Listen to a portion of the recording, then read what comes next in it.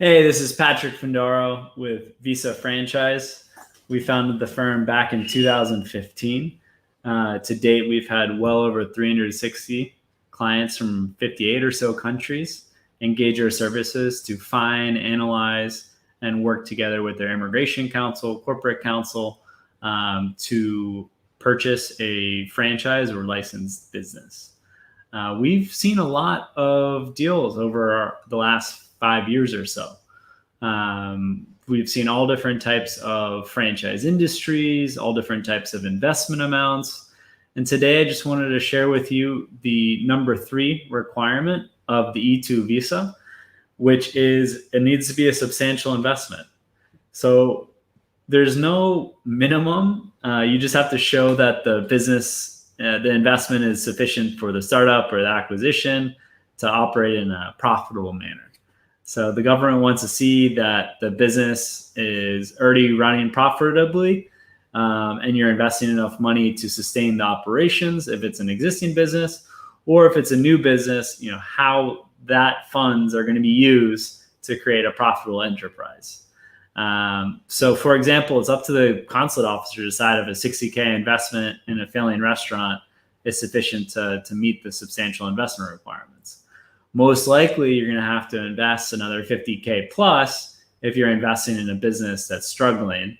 They're going to want to see that you have enough working capital and what your business plan is to turn around. So in addition to your immigration attorney, it's really important to align yourself with a top immigration business plan firm. In the past, we've worked with Journey Business Plans. They've done an excellent job for our clients. Last count, they've done E2 visa business plans in over 80 franchises across the United States.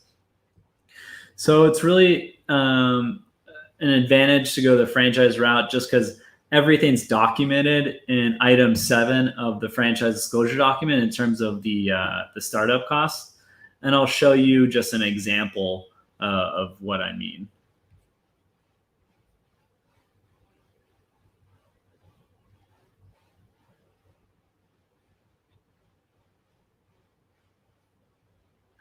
All right, so here you can see this is a sample for a food franchise. So the franchise fee, $30K to $35K, architect fee, $5,000 to $15,000, leasehold improvements, $32,000 to $179,000, equipment, and all these other expenses are going to sum to $163,000 to $453,000. So when you're working with your immigration attorney and you're going in for the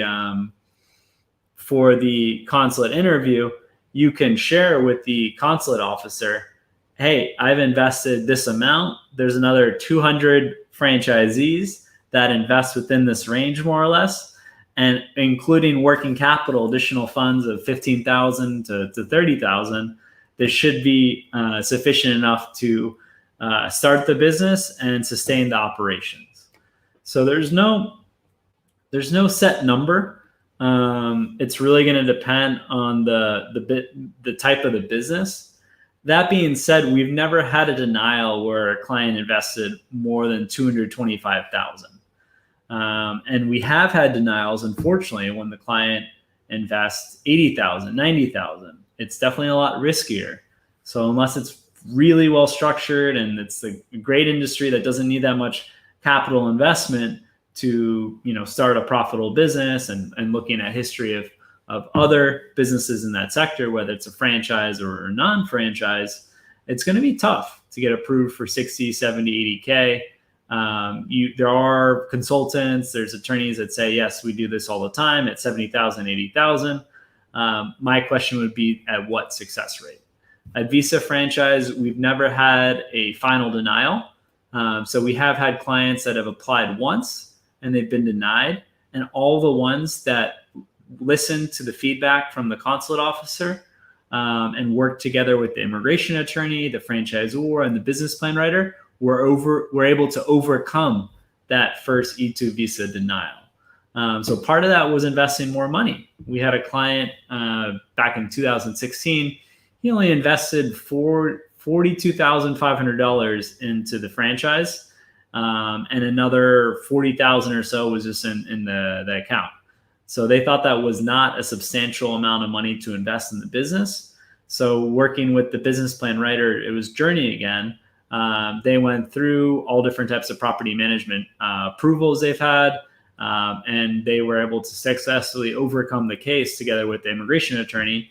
And the client ended up investing more money in the corporate car, spending money on Google ads, Facebook ads, and other expenses, including the time to do the due diligence, the trip to visit different franchisees, to do the discovery day with the franchisor. So the total spent amount was around $110,000, as well as additional funds and working capital, and that was sufficient. And that met the E2 visa requirement for a substantial investment.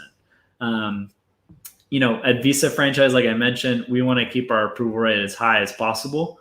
So we're quite selective with the type of clients that we bring on, because we want to make sure, one, that you get your E2 visa approved, and two, that we're able to do a good job and present quality franchises. There are some interesting opportunities in the franchise space at $30,000, $40,000. However, they're far and few between, as well as the chances of getting approved for an E2 visa based on investing $40,000. It's pretty much like flipping a coin, and we don't like to take on those type of cases at Visa Franchise. I'm sure there are other providers that would take on investments, at 40K, 50K, but it's going to cause a lot of strain in the entire process for you and your family to move to the U.S. And we want to ensure that you have a smooth transition to the U.S. We're most focused on the business side. We're happy to share with you past client studies, but in terms of a service-based concept, investing 110K, 120,000 with a good business plan writer and immigration attorney, you probably have a very good chance to be approved for the E2 visa and meet that requirement of the substantial investment. Other businesses, if it's a food business, probably gonna be closer to 200,000, maybe more.